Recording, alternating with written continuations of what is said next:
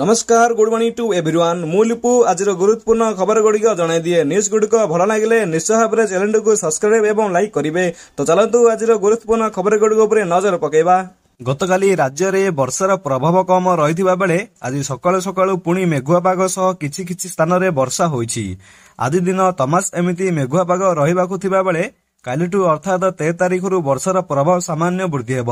August 13 बेलू उत्तर बंगोपसागर एक घूर्णिबलय सृष्टि होबार संभावना रही। यार प्रभाव में उत्तर उपकूल और यार संलग्न जिलागुड़िक किछि जगार वर्षा होबार संभावना रही। पाणीपाग केन्द्र सूचना अनुसार 13 तारिख में मयूरभंज, केउंझर, अनुकूल, देवगढ़, सुंदरगढ़, झारसुगुड़ा, संबलपुर, बड़गढ़, गंजाम आदि जिले में किछि स्थान में प्रबल वर्षा होबार आशंका रही। परवर्ती खबर शेष में सीबीआई कथा मानिले कोहली और रोहित। भारतीय क्रिकेट दलर विराट कोहली एवं निकिया एवं टेस्ट अधिनायक रोहित शर्मा एवं 2024 रे दुलीप ट्रॉफी खेलुवा देखा मिली। विराट एवं रोहित दीर्घ दिन धरी घरोई क्रिकेट खेले नाहांती। एई 2 तारिखा खेलाड़ी घरोई टूर्नामेंट रे खेलिबा आश्चर्यजनक। भारतीय cricket board Duleep trophy platform रे बड़ परिवर्तन होईछि। परिवर्तन एही टूर्नामेंट जोनल रो प्लाटफॉर्म रे खेला जिवो नाही। एथिरे केवल 4टी दल रहिबो। एई दल गुडिक एपर्यंत घोषणा करा जिवो नाही। परवर्ती खबर केंद्रीय कर्मचारी बड़ खबर डीए वृद्धि को नहीं आसिला नुआ अपडेट। महंगा भत्ता को खूब शीघ्र 4% वृद्धि करबा संभव बोली सरकार विचार करछंती। सरकार एहाकू जस्टेस्ट वृद्धि करिवे जहा द्वारा एपरे दरमा अधिक आसिबो। एथिरु प्राय 1 कोटी कर्मचारी एवं पेंशन भोगी उपभुक्त होई परिबे। परवर्ती खबर राहुल गांधी सबुठारु अधिक भयंकर। बॉलीवुड अभिनेत्री तथा एमपी कंकना रानवार कांग्रेस एमपी राहुल गांधी उपरे जोरदार आक्रमण करछंती। भाजपा एमपी राहुल सबुठारु विप्लवजनक व्यक्ति बोली वर्णना करछंती एवं देश नष्ट करिबा परे ही से मरिबे बोली अभियुक्त करछंती। सोशल मीडिया रे प्लेटफॉर्म रे कंकना तांको पोस्ट करछंती जे राहुल गांधी सबुठारु विपदपूर्ण व्यक्ति। से तिक्त और विषाक्त एवं विषाणकारी। तांकर एजेंट होउची जे निजे प्रधानमंत्री होई परिबे नाही तेबे सेही देश को नष्ट करिदेबे। से कहिसंती हमर स्टॉक मार्केट को टार्गेट करथिबा एवं राहुल गांधी गतकाली राति रे समर्थन करुथिबा हिडनबर्ग रिपोर्ट एवं निरथियन प्रमाणित होईछि। परवर्ती खबर एमिति रहिबो टीम इंडिया रो संभाव्य प्लेइंग 11 बाद पड़िबे एमाने।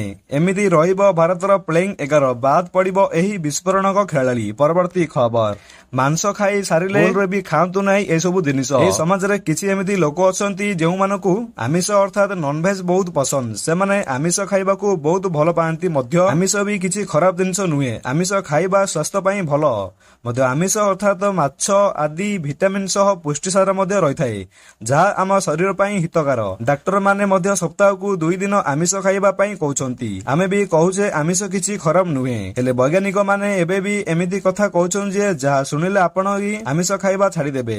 कोन बंधु चमकी पड़ले कि आमे आज आपनको कहिबाकू जाउछु आमिष अर्थात माछ अंडा खाइबा परे आपण माने करूथुबा एई साधारण भूल पई होई पारे एमिति मारात्मक रोग।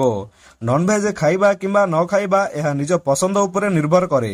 किछि लोक एपरि थांती कि से माने निजर खाइ नथांती जे खाइथिबो तांकू खाइबाकू दियंतु नाही। परवर्ती खबर किए हेबो राज्यर पुलिस मुखिया। दिल्ली रे चालिछि गुरुत्वपूर्ण बैठक। राज्य सरकारक तरफरु सुपारिश करा जाउथिबा ना उपरे यूपीएस विचार करूछि। उपस्थित अछंती मुख्य शासन सचिव मनोज आहूजा। खूब शीघ्र होई पारे ना घोषणा। एबे अरुण षडंगी अतिरिक्त पुलिस डीजी भावे दायित्व तुलाछंती। तेणु स्थायी और डीजी उपरे नुआ सरकार गुरुत्व दैछंती। निकटरे वरिष्ठ आईपीएस तालिका रे यूपीएस दिया जाइछि। परवर्ती खबर विदेशी षडयंत्र को भारत दैथिला मुहतोड़ जवाब। बांग्लादेशर आरंभ होइथिबा एक छात्र आंदोलन वर्तमान भयंकर रूप नेइछि एवं सारा देश रे सृष्टि होइछि हिंसार वातावरण। देशर अवस्था अत्यंत खराब स्थिति में पहुंची।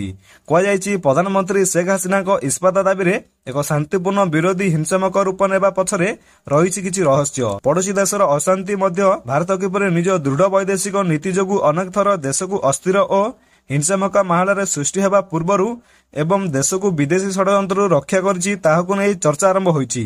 परवर्ती खबर केवल भारत नुहे 15 अगस्त रे एही 5टी देश भी पालंती निजर स्वाधीनता दिवस। 15 अगस्त रे भारत यार 78तम स्वाधीनता दिवस पालन करिबो। एही दिन आम स्वाधीनता संग्रामी एवं बलिदान को मन पकेबा एवं 200 वर्ष धरी चली आसुथिबा ब्रिटिश शासनरु भारतर स्वाधीनता पई अगणति लोक साहस सहित लढिसंती जहा परे दीर्घ समय अपेक्षा परे स्वाधीनता हासिल करा जायथिला। परवर्ती खबर कनेस्टेबल पद पई बम्फर नियुक्ति 10म पास करिथिले करंतु आवेदन। ଦରମା ମିଳିବ 70,000 ଟଙ୍କା। ପୁଲିସ ବିଭାଗର ସରକାରୀ ଚାକିରି ଖୋଜୁଥିବା ଯୁବକମାନଙ୍କ ପାଇଁ ଏହା ଏକ ଉତ୍ତମ ସୁଯୋଗ। ଏହି ପଦବୀ ମାଧ୍ୟମରେ ମୋଟ 202ଟି ପଦବୀ ଖାଲି ଅଛି।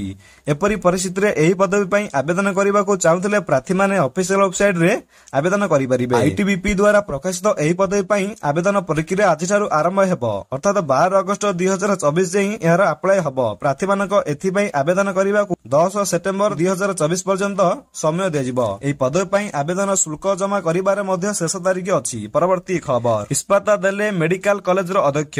ପଶ୍ଚିମବଙ୍ଗ କୋଲକାତାର ଆରଜିକର ମେଡିକାଲ କଲେଜ ଅଧ୍ୟକ୍ଷ ଇସ୍ତଫା ଦେଇଛନ୍ତି।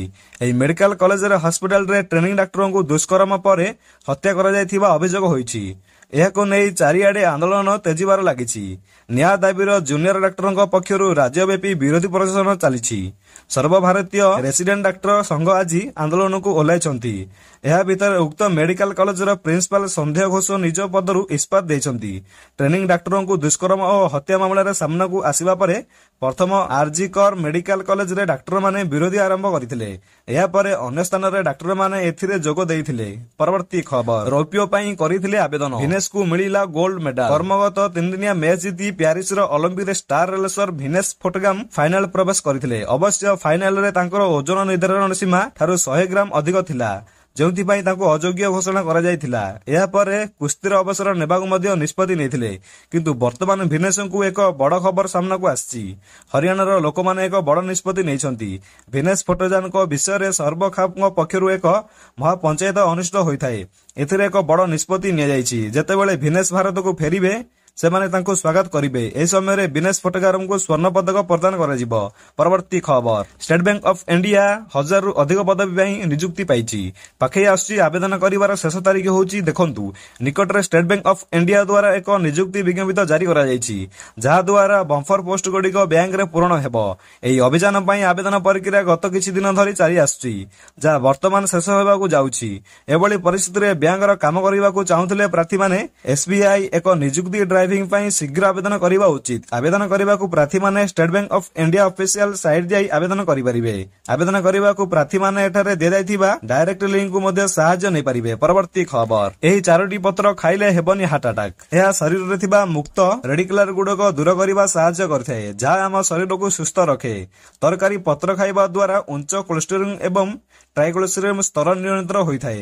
ଏହା ହୃଦରୋଗର ଆଶଙ୍କା ହ୍ରାସ କରିଥାଏ। ଭୃଷଙ୍ଗ ପତ୍ର ହୃଦୟକୁ ସୁସ୍ଥ ରଖେ। ପରବର୍ତ୍ତୀ ଖବର, ହସ୍ପିଟାଲରେ କୁନି ଝିଅ ସହ କଥା ହେଲେ ପ୍ରଧାନମନ୍ତ୍ରୀ ନରେନ୍ଦ୍ର ମୋଦିଙ୍କର ଏକ ଭିଡିଓ ସୋସିଆଲ ମିଡିଆରେ ବେଶ୍ ଭାଇରାଲ ହେଉଛି। ଡାକ୍ତରଖାନାରେ ଏକ କୁନି ଝିଅ ପ୍ରଧାନମନ୍ତ୍ରୀଙ୍କ ସହ ଖେଳୁଥିବା ଭିଡିଓରେ ଦେଖିବାକୁ ମିଳୁଛି। ବାସ୍ତବରେ ଏହି ଭିଡିଓ ଭୂକଳନ ପ୍ରଭାବିତ ୱାଇନାଇଡର ଡାକ୍ତରଖାନା ଅଛି। ନିକଟରେ ପ୍ରଧାନମନ୍ତ୍ରୀ ୱାଇନାଇଡ ଗସ୍ତ କରି ଭୂକଳନ ପ୍ରଭାବିତ ଅଞ୍ଚଳବାସୀଙ୍କୁ ଭେଟିଥିଲେ। ଏହାପରେ ବିଭିନ୍ନ ହସ୍ପିଟାଲରେ ଚିକିତ୍ସା ହେଉଥିବା ବ୍ୟକ୍ତିମାନଙ୍କୁ ମଧ୍ୟ ଭେଟି ସେମାନଙ୍କ କଥାବାର୍ତ୍ତା ହୋଇଥିଲେ। ଏହି ସମୟରେ ଡାକ୍ତରଖାନା ବେଡ୍ରେ ଥିବା ଛୋଟ ଛୁଆର ପ୍ରଧାନମନ୍ତ୍ରୀଙ୍କ ପାଖକୁ ଆସି ଖୁବ୍ ନିଜର ପରି ବ୍ୟବହାର କରିଥିଲେ। ପ୍ରଧାନମନ୍ତ୍ରୀ ଦାଢି ଓ ଚଷମାରେ ଲାଗିଥିଲେ। ପ୍ରଧାନମନ୍ତ୍ରୀ ମଧ୍ୟ ତାଙ୍କୁ ଦେଖି ହସିବା ସହ ଆଶୀର୍ବାଦ କରିଥିଲେ। ଏହାପରେ ଝିଅଟିର ପରିବାର ଏବଂ ହସ୍ପିଟାଲରେ ଥିବା ଅନ୍ୟ ସଦସ୍ୟ ସହ କଥା ହୋଇଥିଲେ। ପରବର୍ତ୍ତୀ ଖବର, 4 ଦଳରେ 6 ଖେଳାଳିଙ୍କୁ ରିଟର୍ଣ୍ଣ କରିପାରିବ ଟିମ୍। ଏହି ଖେଳାଳିମାନଙ୍କୁ ରିଲିଜ୍ କରିପାରିବନି ସିଏସ୍କେ। ଆଇପିଏଲ୍ ପରବର୍ତ୍ତୀ ସିଜନ ପୂର୍ବରୁ ମେଗା ନିଲାମରେ ଆୟୋଜନ କରାଯାଇଛି। ଏଭଳି ପରିସ୍ଥିତିରେ ନିୟମ ଅନୁଯାୟୀ ମେଗା ନିଲାମ ପୂର୍ବରୁ ସମସ୍ତ ଦଳ ନିଜ ନିଜ ସଂରକ୍ଷଣ ଏବଂ ମୁକ୍ତ ଖେଳାଳିଙ୍କ ତାଲିକା ପ୍ରକାଶ କରିବାକୁ ପଡ଼ିବ। ଏହି ସମୟରେ ଯେକୌଣସି ଦଳ କେବଳ ସର୍ବାଧିକ 4 ଖେଳାଳିଙ୍କୁ ରିଟର୍ଣ୍ଣ କରିପାରିବ। ତେବେ ଏଥର ନିୟମକୁ ପରିବର୍ତ୍ତନ କରାଯାଇଛି। ରିପୋର୍ଟ ଅନୁଯାୟୀ ବର୍ତ୍ତମାନ ଦଳ 4 ଜଣ ବଦଳରେ 6 ଖେଳାଳିଙ୍କୁ ରଖିପାରିବେ। ଏଭଳି ପରିସ୍ଥିତିରେ ଚେନ୍ନାଇ ସୁପର କିଙ୍ଗ କେଉଁ ଖେଳାଳି ରହିପାରିବେ ଆସନ୍ତୁ ଜାଣିବା। ରିପୋର୍ଟ ଅନୁଯାୟୀ ଚେନ୍ନାଇ ସୁପର କିଙ୍ଗ ରଖିବାକୁ 6 ଖେଳାଳିଙ୍କୁ ତାଲିକା ପ୍ରସ୍ତୁତ କରିଛି। ପରବର୍ତ୍ତୀ ଖବର, ଶ୍ରାବଣ ଚତୁର୍ଥ ସୋମବାରରେ ଶସ୍ତା ହେଲା ସୁନା। 24 କ୍ୟାରେଟର ଦାମ କେତେ ଅଛି ଆସନ୍ତୁ ଜାଣିବା। ଅଗଷ୍ଟ 12 ସୋମବାର ଦିନ ଦେଶରେ 22 କ୍ୟାରେଟର ସୁନାର ମୂଲ୍ୟ ହ୍ରାସ ଘଟିଛି। ରାଜଧାନୀ ଦିଲ୍ଲୀର 24 କ୍ୟାରେଟରେ 10 ଗ୍ରାମ ସୁନାର ମୂଲ୍ୟ 70,450 ଟଙ୍କାକୁ ଖସି ଆସିଛି। ରୂପା କିଲୋଗ୍ରାମ ପିଛା 83,000 ଟଙ୍କାକୁ ଖସି ଆସିଛି। ପରବର୍ତ୍ତୀ ଖବର, ବିଜେପିର ପ୍ରତିଶ୍ରୁତି ପାଣିର ଗାର। ବିଜେପି ତାର ନିର୍ବାଚନ ଘୋଷଣାପତ୍ରରେ ଭର୍ତ୍ତାଧାରୀଙ୍କୁ 3,000 ତଥା 3,500 ଟଙ୍କା ଭର୍ତ୍ତା ପ୍ରଦାନ ପାଇଁ ପ୍ରତିଶ୍ରୁତି ଦେଇଥିଲେ। ଏଥିରେ ବୟସ୍କ ଓ ଭିନ୍ନକ୍ଷମ ବିଧବା ତଥା ନିରାଶ୍ରୟମାନେ ସାମିଲ ଥିଲେ। ହେଲେ ବଜେଟରେ କୁହାଯାଇଛି ଯେ କେବଳ 80 ବର୍ଷ ବୟସରୁ ଅଧିକ ବୟସ ଏବଂ 80% ଅଧିକ ଥିବା ଭିନ୍ନକ୍ଷମା ଏହି ବର୍ଦ୍ଧିତ ଭତ୍ତା ପାଇବେ। 45 କୋଟି ଟଙ୍କାର ଋଣ ନେଇ ମଧ୍ୟ ଘୋଷଣା ପାଳନ କରାଯାଉ ନାହିଁ।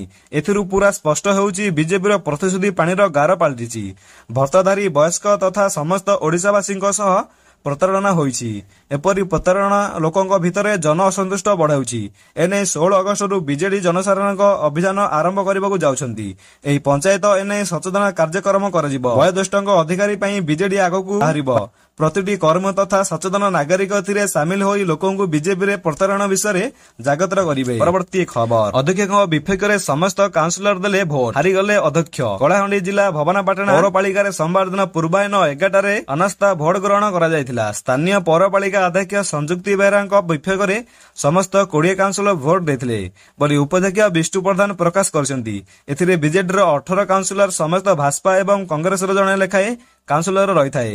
ଅନାସ୍ଥା ପ୍ରସ୍ତାବରେ ଅଧ୍ୟକ୍ଷ ହାରିବା ପରେ କାଉନସିଲରମାନେ ବାଣ ଫୁଟାଇ ସ୍ଥାନୀୟ ପୌରପାଳିକା ଆଗରେ ଖୁସି ହାଜର କରିଛନ୍ତି। ଏହା ସମସ୍ତ କାଉନସିଲରଙ୍କ ଏକରତା ବିଜୟ ବୋଲି କହିଛନ୍ତି ଉପାଧ୍ୟକ୍ଷ ବିଷ୍ଣୁ ପ୍ରଧାନ। ପରବର୍ତ୍ତୀ ଖବର, ଆଙ୍ଗୁଠିରେ ତମ୍ବା ପିନ୍ଧିବା ଦ୍ୱାରା ହୋଇଥାଏ ଚମତ୍କାର ଲାଭ, ଜାଣନ୍ତୁ ଓ ପାଆନ୍ତୁ ସଫଳତାର ନୂଆ ରାସ୍ତା। ତମ୍ବାର ମୁଦି ପିନ୍ଧିଥିବାର ଦେଖିଥିବେ, ଯାହା ଦେଖିଥିବେ ମଧ୍ୟ ଭଲ ଲାଗିଥାଏ। ଏଥିରେ ଜ୍ୟୋତିଷ ବି ସମଦୈତ୍ୟ ଯେ ତମ୍ବା ପିନ୍ଧିବା ଦ୍ୱାରା ବହୁତ ଲୋକଙ୍କୁ ବହୁତ ଲାଭ ହୋଇଥାଏ ଏବଂ ଏଥିରୁ ବ୍ୟକ୍ତିଙ୍କୁ ସଫଳତା ମିଳିଥାଏ। ସୁନା, ରୂପା, ତମ୍ବା ବା ଯେକୌଣସି ଧାତୁର ମୁଦି ଓ ଛଳର ପିନ୍ଧିବାର ଚଳଣି ଆପଣ ଦେଖିଥିବେ, କିନ୍ତୁ ଏହି ଚଳଣି କୌଣସି ନ କୌଣସି କାରଣରୁ ହୋଇଥାଏ, ଯାହାର ପ୍ରଭାବ ଅଲଗା ଅଲଗା ହୋଇଥାଏ। ଆଙ୍ଗୁଠିରେ ତମ୍ବା ପିନ୍ଧିବା ଦ୍ୱାରା ଆପଣଙ୍କୁ ବହୁତ ପ୍ରକାରର ଲାଭ ହୋଇଥାଏ, ଯାହା ବିଷୟରେ ଆପଣଙ୍କୁ ପଢିବା ଦରକାର ନାହିଁ ଏବଂ ଏହା ପରେ ଆପଣଙ୍କ ନିଜ ତମ୍ବାର ମୁଦି ପିନ୍ଧିବା ଆରମ୍ଭ କରିଦେବେ। ଯେମିତି ପ୍ରତିଟି ଧାତୁର ନିଜର ଅଲଗା ଅଲଗା ପ୍ରଭାବ ଓ ଚମତ୍କାର ଲାଭ ହୋଇଥାଏ, ସେଭଳି ତମ୍ବା ଧାତୁ ଜ୍ୟୋତିଷଙ୍କ ଅନୁସାରେ ମଙ୍ଗଳ ଓ ସୂର୍ଯ୍ୟ ଗ୍ରହକୁ ଶାନ୍ତ କରିବା ପାଇଁ ପିନ୍ଧାଯାଏ। ପରବର୍ତ୍ତୀ ଖବର, ପୁଣି ଦୁଇ ବିଧାୟକଙ୍କୁ ଲାଗିଲା ଝଟକା। ଦୁଇଟି ନିର୍ବାଚନ ଅନିୟମିତତା ମାମଲାରେ ହାଇକୋର୍ଟ ନୋଟିସ ଜାରି କରିଛନ୍ତି। ରାଉରକେଲା ବିଧାୟକ ଶାରଦା ପ୍ରସାଦ ନାୟକଙ୍କୁ ନୋଟିସ ହୋଇଥିବା ବେଳେ ନୂଆପଡା ବିଧାୟକ ରାଜେନ୍ଦ୍ର ଢୋଲକିଆଙ୍କୁ ମଧ୍ୟ ନୋଟିସ ହୋଇଛି। ନିର୍ବାଚନ ଅନିୟମିତତା ହୋଇଥିବା ନେଇ ରୁଜୁ ମାମଲାରେ ଓଡ଼ିଶା ହାଇକୋର୍ଟ ତାଙ୍କୁ ନୋଟିସ ଜାରି ରଖିଛନ୍ତି। ନାନାଙ୍କ ବେଳେ ମିଥ୍ୟା ପ୍ରତିଶତ ଦାଖଲ ଅଭିଯୋଗରେ ନୋଟିସ ହୋଇଛି। ସେପ୍ଟେମ୍ବର ମାସରେ ମାମଲାରେ ପରବର୍ତ୍ତୀ ଶୁଣାଣି ହେବ।